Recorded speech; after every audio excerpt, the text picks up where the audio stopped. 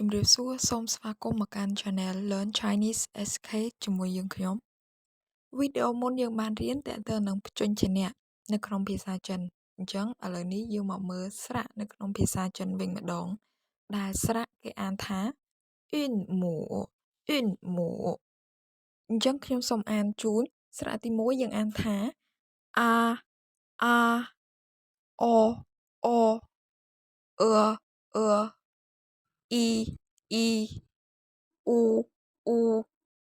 ü ü ai ai ây ây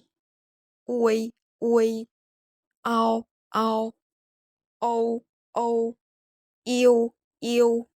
ia ia ưa ưa r an an